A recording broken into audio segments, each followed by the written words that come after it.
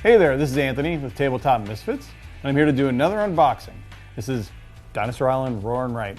It came with the Kickstart for Dinosaur World, which we just got in a week or two ago. And I broke down this game in one of our other videos. Now I'm going to break down the Rawr N Write. This is actually really cool as well.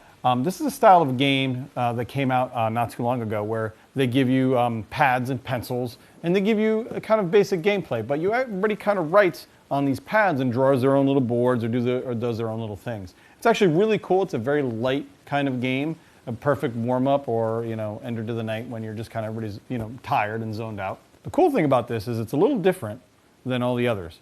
Obviously there's dinosaurs involved, but I hear it has some actually interesting components to it. So we're going to crack this open, take a look, and find out exactly what makes it different from all the other read and writes out there. Obviously a pretty box first. Box is really nice, that nice gloss on there. Did a good job with that, Pandasaurus. Great work. All right, so we got the instruction booklet, of course. Now, if you've played Dinosaur Island at all, you know that they have certain themes and very similar art to each of the games or whatever. So this one is obviously going to use DNA to make your dinos. I'm really curious though how they do the park making aspect of it. I imagine you're going to be drawing little blocks. Maybe you could draw little dinos on there. No, we'll find out. Take a look here. We've got your Pandasaurus games catalog, of course, and need assistance if you need assistance, of course. But we don't need assistance. We're going to crack this open and take a look at it. Oh man, this looks actually really good. I get my own little bag here, kind of felt sewn on bag here. Dinosaur Island Rawr N Write. It's pretty cool. I think that's part of the Kickstarter actually. Not sure if it comes in every copy. Take a look at some of the board here. Now, most of these kind of games are pretty sparse with content, so let's see what we get here. We got our main board. We got our pads. Okay, this is where the main game is right here, pads.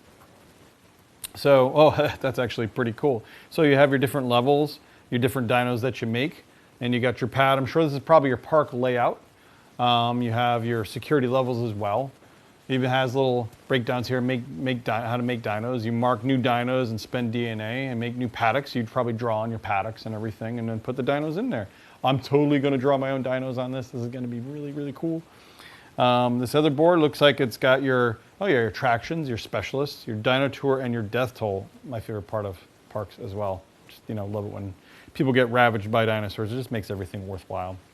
So you have your attractions, merch, ride, and food, your specialists, security chief, tour guide, and junior scientist. You have your dino tour. I'm not sure what that is actually. And your death toll. This is kind of taking after the main game a little bit, where in the new one you actually have your park management, you make your park and everything, but then you actually take your people on a tour. You take your attraction out for a spin, as it were.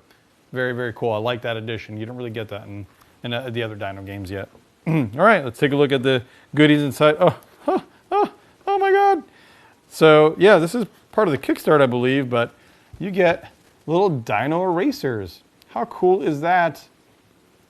Because you're obviously going to be erasing at some point in this game, although I don't know if I'd really want to. They look so good, I don't know if I'd want to use them as actual erasers. But yeah, you get little dino erasers. Oop, I had one backwards. They're only on one side, apparently. Note to self.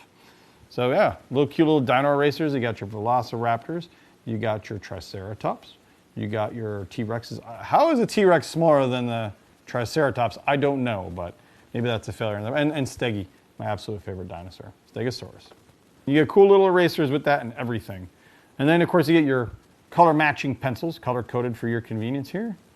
Probably go to each dino, maybe. There you go, purple, blue. Yeah, look at that. Perfect. Red and green. Then you have your first player token, a little piece of amber. You can actually probably pull the one out of here. They got an actual really nice plastic amber piece that's kind of clear, ambery looking. Then you have your dice. This is familiar to anyone who's probably played Dinosaur Island or Dinosaur World. Has your genetic DNA on here. So when you roll, you collect these. And that's what you use to make dinos, of course. You need DNA to make dinos, last I checked. I'm pretty sure. Now you have little markers for your different kinds of DNA, and there's advanced and basic DNA used to make the more complex dinos. But there's a few other things on here. It looks like you have money markers on here, and you have some attraction ride markers on here. That's kind of new. Oh yeah, look at that. So it's kind of a little more like the specialty dice in the first one. Maybe upgrades, things like that. They didn't really do that in Dinosaur World as much. That looks really cool. I like the dice, very similar quality to the other ones. Nice clear ambery color. And it looks like each one has like different threat levels on it. You got your regular cube, probably to mark your turns. And then you have your cards. Looks like you have objective markers. Like in most of the Dino games, you have your objective markers.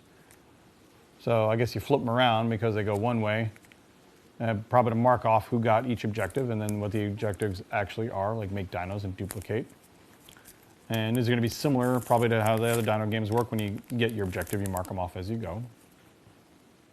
Yeah, look at that. So whoever probably has the most eateries or 4 eateries, rides, dinos.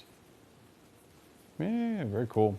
Last but not least, we have your, oh, what are these? More cards. Didn't expect this. So apparently to draw on your tablet, you need designs. These must be design cards. If I can get them open, of course, from the plastic, it'd be super helpful. Oh my God. I hate plastic, bane of my existence. All right, I got them. So these look like design cards. Looks like you have different kind of huts or buildings that you can use. And you probably have to draw them in this pattern since the pad is obviously done as a grid. For example, it looks like your first aid hut, you would draw it in that pattern. And a deluxe break room, you draw it in that pattern. You have 5 squares straight. Oh, I like the design of that, that's cute. Art's very friendly. Of course, it looks very similar to all the other Dino Island art. Goat pen, it looks like you have to build it next to a giant carnivore pen, paddock. Look at that, it's very, very cool. So it looks like they give you designs you have to draw on here to put your dinos into. And then you have your specialists. You have lawyer. The only one on my side is the blood-sucking lawyer. And your mascot. That's an awesome looking mascot. Jack of all trades. Chaos theorist. It doesn't look like Malcolm though, unless he had a sex change, maybe. DNA mixologist, a master chef. That looks way too much like Gordon Ramsay's. He's just yelling at people to make the dino cookies better. You got a rent-a-cop. You got a PR guy, architect, mad scientist. These are familiar from, these are actually the same art as in Dino Island, I believe. That mad scientist looks very familiar. So they must have pulled some of them straight from the cards. Small carnivore trainer. Yeah, she's totally not going to get bitten. Large carnivore handler, herbivore researcher, union bot. Look, he's got dino toys. Senior scientist, cloning expert, and a builder. Looks very, very cool. I am actually pretty excited to play this. I love these kind of games. These are great warm-up games, like whenever you're in a big heavy night, you want to kind of warm up, get the brain going. And these are just cute and fun and kind of get you in the flow. Or if maybe you're really tired at the end of the night and you want something to kind of wind the night down with, these are perfect. So I like the particular branding on this. The Rawr N Writes usually don't have a ton of components in them because usually you have your specific pads and your pencils, but they added quite a bit more in this. The dice are gorgeous. They added in quite a bit of cards here. And the plastic, you know, the little rubber dinosaurs and everything for erasers and the bag and everything. So they give you quite a bit for actually such a small game. And Rawr N Writes are great to warm up with or just wind down with at the end of the night when you're kind of fried from playing a long game of Gloomhaven or, you know, Twilight Imperium. Just a very easygoing, fun game about building a dinosaur park and seeing the resulting carnage. I mean, what could be better? So this came out, I believe, actually in the last week or two. If you got it in your Kickstarter, great. If not, find this game and pick it up. It's not an expensive game, and it's a great way to kind of introduce players to just general board games in and of itself. And these Rawr N Writes are just a heck of a lot of fun. And honestly, I'm loving what Pandasaurus is doing right now. I can't recommend these guys enough. You're gonna have a great time drawing dinosaur paddocks and drawing little people being eaten by those dinosaurs when they get out of the paddocks. It's gonna be awesome. So pick this up, like I said, at your local retailer. This is Anthony with Tabletop Misfits. I hope you enjoyed the unboxing. And until next time, keep gaming.